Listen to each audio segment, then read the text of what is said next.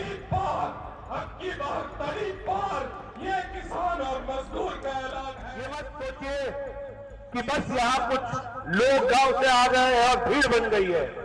हम जानते हैं कि हर व्यक्ति यहाँ अपने गांव के, अपने टोली के, अपने मोहल्ला के लीडर है। तो आपका काम है बस झूठ के खिलाफ लड़िए।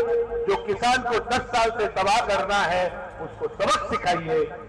हमने ये आपको कह के बोल दिया कि आगे से कोई भी सरकार हो उसका हिम्मत ना हो कि किसानों के साथ, मजदूरों के साथ ये बदसलूकी करे।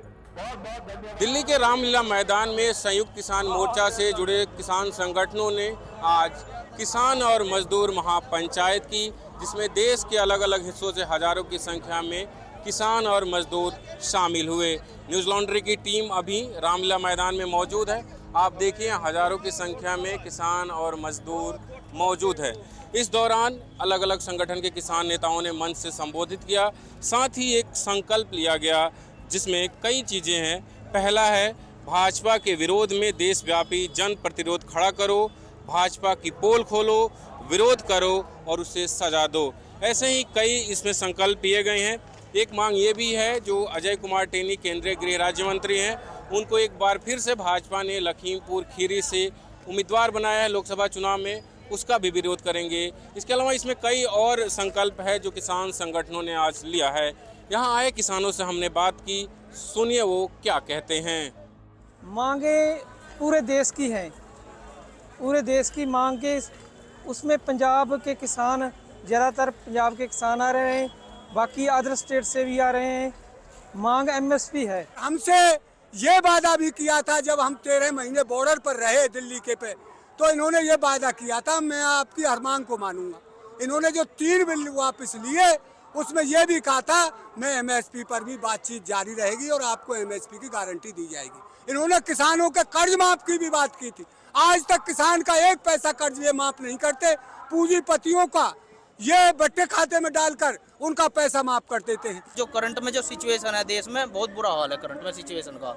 नौकरी का भी किसान, एमएसपी नहीं मिल रही किसानों को, फसलों के सही रेट नहीं मिल रहे, बहुत बुरा हाल है। एक जगह एमएसपी जा रहा है, वहाँ का पानी लेवल डाउन हो गया, 2 फसलें जा रही हैं अब, और फसलों पे एमएसपी मांगने के लिए आए हैं। हमें मक्का पे एमएसपी मिले। हमारा पानी का लेवल इतना नीचे चला गया है कि 400-400 फुट पानी चला गया है। वहाँ से किसान का एक ट्यूबवेल बोर लगाने में 4 लाख रुपए का खर्चा आता है। इस देश के अंदर प्रधानमंत्री नहीं है भाई, यहाँ है प्रचार मंत्री। वो किचे जाओ है, किचे कुर्ता न्यारा पर है, किचे न्यारा पर है, किचे ढाडी बदल है, किचे कटवाले है। ये है प्रचार मंत्री।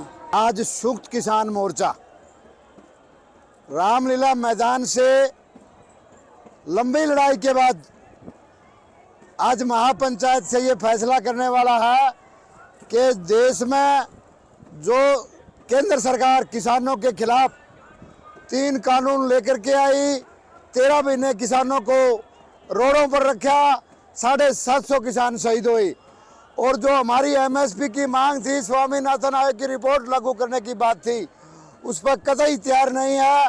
तो आज इस बड़ी महापंचायत से फैसला होने वाला है कि देश की किसान विरोधी सरकार को किसान सजा देंगे। बता दें कि पंजाब और हरियाणा के संभू बॉर्डर पर भी एक आंदोलन चल रहा है। पिछले दिनों वहां से हमने लगातार रिपोर्ट आप तक पहुंचाई है, लेकिन ये भी स्पष्ट कर दें कि वहां पे जो संगठन आंदोलन कर रहे हैं वो, और यहाँ जो संगठन इकट्ठा हुए वो अलग अलग हैं।